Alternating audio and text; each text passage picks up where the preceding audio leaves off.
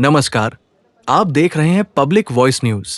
थांदला में मंगलवार को आयोजित जिलास्तरीय जनसुनवाई में झाबुआ कलेक्टर डॉक्टर योगेश तुकाराम भरसट पहुंचे, जहां 116 आवेदन प्राप्त हुए।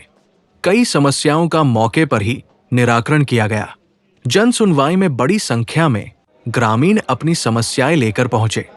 लाडली बहना योजना, आयुष्मान कार्ड, पेंशन, राशन, नल जल योजना, जमीन विवाद और अतिक्रमण से जुड़े आवेदन प्रशासन को सौंपे गए।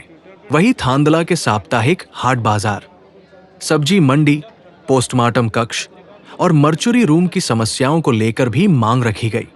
नागरिकों ने बताया कि सामुदायिक स्वास्थ्य केंद्र में मर्चुरी रूम नहीं होने से लोगों को परेशानियों का सामना करना पड़ रहा है। कलेक्टर डॉक्टर योगेश तुकाराम भरसट ने कहा कि मुख्यमंत्री डॉक्टर मोहन यादव की मंशा है कि शासन की योजनाओं का लाभ अंतिम व्यक्ति तक पहुंचे और जरूरत पड़े तो प्रशासन स्वयं गांव-गांव जाकर लोगों को योजनाओं से जोड़े। उन्होंने अधिकारियों को निर्देश दिए कि जनता की समस्याओं का समय सीमा में निराकरण किया जाए।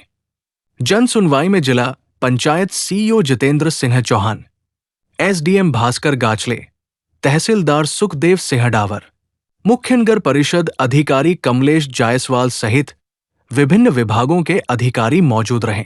फिलहाल थांदला से कैमरा पर्सन के साथ पब्लिक वॉइस न्यूज। आवेदन लेकर आए हैं आप, क्या मामला है? सबसे पहले तो सभी को नमस्कार। मैं वीरेंद्र बारिया, नगर परिषद विधायक प्रतिनिधि हूँ। आज मैंने नगर की मुख्य समस्याओं को लेकर आवेदन दिया है। सबसे पहली समस्या थी मेरी ट्रेंचिंग ग्राउंड को लेकर, जहाँ विगत 2-3 बार से आग लगी थी, जिसमें बच्चों को खांसी और उल्टी जैसी समस्या हुई थी। तो मेरा यह था कि उसका समस्या का समाधान हो जल्द से जल्द। और दूसरी समस्या थी मेरी, ये जो इंदौर का जो हाईवे है, जो निकला हुआ है 8 लेन, जहाँ से निकल रहा है हमारे थांदला से, जहाँ पर सैकड़ों कार्यालय, जहाँ पर 14 कार्यालय है और सैकड़ों विद्यार्थी भी और सरकारी कर्मचारी प्रतिदिन आना जाना करते हैं। और इतना ज़्यादा ट्रांसपोर्टेशन के साधन आते हैं, जिससे कि आने जाने वालों को बड़ी समस्या होती है। तो मैंने मांग की है कलेक्टर साहब से कि यहाँ पर या तो स्पीड ब्रेकर लग जाए या तो चौराहे पर कुछ प्रतिमा लग जाए, जिससे क्या है कि आने जाने में थोड़ी सी सुविधा होगी। और तीसरा मेरा ये था कि नगर में ये अपने सब्जियों की जो जगह जगह पर दुकानें हैं, सुत्रेटी चौराहे से लेकर साईं मंदिर तक सिर्फ सब्जियों की दुकानें, और अतिक्रमण भी बहुत ज़्यादा है। और बसें भी जो है नगर से बीच से निकलती है, तो जो ग्रामीण जन है जो बाजार करने के लिए आते हैं, उनको बहुत ज़्यादा परेशानी होती है। तो इसके लिए भी मैंने आवेदन दिया और जल्द से जल्द समाधान हो, ऐसी मैं कलेक्टर साहब से अपेक्षा रखता हूँ। ठीक, धन्यवाद। हम सबको भैया, आप आज आए हो जन सुनवाई में, क्या समस्याएं लेकर आए हैं? सर, मैं आज़ाद विकलांग कल्याण समिति मेघनगर से हूँ और हमारी संस्था विकलांग के लिए काम करती है। तो उसमें हमने पाया कि ये बादर सिंह है, उनका 2 साल से मृत घोषित कर रखा है, तो उनको अभी तक कोई भी शासकीय योजना का लाभ नहीं मिल रहा है। तो हमें चाहते हैं उनका नाम फिर से जोड़ें और फिर से उनको योजना का लाभ मिले। उसके बाद में फिर हम एक और वो कर रहे हैं कि जैसे यहाँ पे हमारे साथ में पंजावाणी से हैं गवर सिंह सोलंकी, उनको भी मतलब विगत 3 साल से उनको राहत या राशन सामग्री नहीं मिल रही, उनका भी कोई भी योजना का लाभ नहीं मिल रहा, उसको भी जोड़ा जाए। और उसके बाद में हमारे पास 2 मतलब जैसे ब्लाइंड साथी हैं, उनका आज तक आधार कार्ड नहीं बन रहा है। आधार कार्ड के लिए हमने सामाजिक न्याय विभाग से संपर्क किया था, उन्होंने पोस्ट ऑफिस का बताया, झाबुआ पोस्ट ऑफिस में हम 2 बार लेके गए, फिर भी उनका अभी तक आधार कार्ड नहीं बन रहा। आधार कार्ड के कारण हम उनको कोई भी योजना का लाभ नहीं दिलवा पा रहे हैं। उसके बाद में हमारे साथ में संगीता बेटे हैं। ऐसे हमने 5 मतलब अलीराजपुर और झाबुआ से 5 दिव्यांगों को हमने सक्षम संस्था के थ्रू इलेक्ट्रिक व्हीलचेयर दिलवाने के लिए हमने कोशिश करी थी, और उसमें मिला अपने को भोपाल से। तो भोपाल से मिला तो भाबर बस वाले ने व्हीलचेयर रखने से मना कर दिया। 2 दिन पहले तो इसने यस करा, पर आखिरी दिन उन्होंने मना कर दिया 10 बजे। तो हम फिर क्या हुआ कि कोई झाबुआ के लिए बस नहीं थी, तो हम लोडिंग टेम्पो करवा के फिर झाबुआ तक लाए।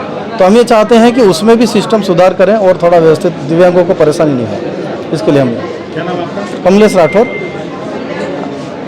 मेघनगर से। आज आप आवेदन लेकर आए हैं जन सुनवाई में, क्या मामला है पूरा? जी ये सर, हमारा मामला है ग्राम पंचायत मछली माता में नगर पंचायत के द्वारा कूटा कचरा डाला जा रहा है। तो इसमें पास में नवोदय स्कूल है, पास में मॉडल स्कूल है, पास में फलिया है, डिनोर फलिया है। तो वो पूरा थानला नगर का कूटा कचरा वहाँ डालने के कारण इतनी गंदगी वहाँ फैली हुई है, वहाँ निकलना कठिन है। और वहाँ पे ये सब गंदगी डालने के कारण आसपास मवेशी भी खा रहे वो कूटा कचरा, मवेशी भी मर रहे और गंदगी फैल रही, उससे बीमारी पास में फैल रही। और नवोदय वाले लड़के भी बहुत परेशान हैं, मॉडल वाले भी लड़के बहुत परेशान हैं। इसके लिए हमने बहुत बार पंचायत से आवेदन कलेक्टर साहब को दिए और जनसुनवाई में बहुत बार आवेदन दिए, उसका हमारा कहीं निराकरण नहीं हुआ। और हमने शांतिपूर्ण धरना प्रदर्शन किया था, तो 12 लोगों के ऊपर सरकार ने वो झूठा केस बना के और जेल में डाले थे। आज भी हम तारीख पे दौड़ रहे हैं और सरकार कोई निराकरण नहीं कर रही। एक कचरा ग्राउंड बना कर दिया था, ये जो 8 लेन जाते अपन उस रोड पर, उसका क्या हुआ? उसकी कोई जानकारी है क्या आपके पास? उसकी जानकारी तो सर आगे इन्होंने वहाँ पे बता रहे थे कि वहाँ पे वो टिमरवानी में कहीं वो बना रहे हैं ये, लेकिन वो कहीं नहीं हुआ अभी तक उसका। ये जो बना रहे हैं गाँव मियाटी है, टिमरवानी? हाँ, मियाटी है। तो वहाँ पे कहीं नहीं करा, वहाँ पे कोई कहीं वहाँ पे कूटा कचरा तो सब ये मसले माता में डाल रहे हैं नवोदय के पास में। आग जलने की कितनी बार घटना हो गई वहाँ पर? 4-5 बार हो गई। क्या नाम है आपका? जय सिंह वसुनिया।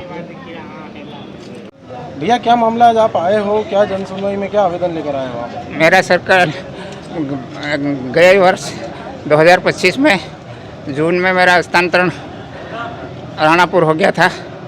तो मेरी ज़्यादा तबीयत खराब होने से मैं जा नहीं पा रहा हूँ, मेरे बच्चे का पालन पोषण नहीं कर पा रहा हूँ और मेरी स्थिति ऐसी नहीं है कि मैं अप डाउन कर सकूँ। काई में हो आप? क्या पद क्या है? नगर परिषद थानला में था सर मैं पहले, और अभी राणापुर नगर परिषद में हो गया। साल भर से परेशान हूँ सर मैं। क्या नाम है आपका? नाथू सिंह वसुनिया। आपसे भी हमारे पत्रकार साथियों को जो समाज सरकार आए हैं, जो आपकी आवाज़ जनता तक पहुँचती है, आपको सभी को मैं बहुत बहुत शुभकामनाएं हूँ। आज मैं विशेष जनसुनवाई में तहसील प्रांगण में आया, माननीय कलेक्टर महोदय को मैंने आवेदन दिया है। हमारे नगर परिषद सीओ हल्ला के बिना प्रस्ताव, बिना बहस किए और प्रस्ताव पास किए 3 गुना टैक्स बढ़ा दिया, जबकि 2025 में ऑलरेडी पूर्व सीओ ने गाइडलाइन, गवर्नमेंट की गाइडलाइन के आधार पर ड्रोन में सर्वे हुआ था, उसके आधार 2025 में उन्होंने टैक्स बढ़ा दिया था और उस बात का टैक्स बढ़ा दिया था, जनता ने कोई विरोध नहीं करा।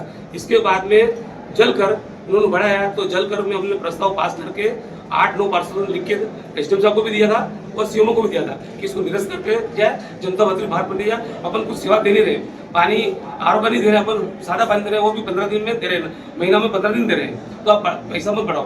तो उन्होंने ठीक है मैं बात करता हूँ, ऊपर जाके पैसा बात दिया। उसके बाद उसका तो कम करने की दूर हो गई, पर 2026 में 18% दुगना से ज़्यादा टैक्स कर दिया। आम जनता परेशान है।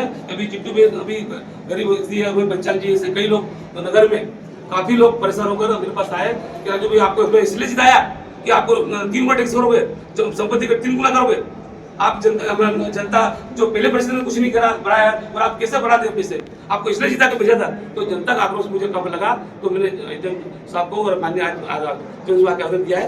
तो कलेक्टर साहब को बोला है कि इस पर विचार करेंगे। अगर ये कलेक्टर साहब नहीं करते हैं तो मैं प्रभारी मंत्री के पास जाऊंगा, प्रभारी मंत्री भी नहीं करते हैं तो माननीय मुख्यमंत्री के पास जाऊंगा।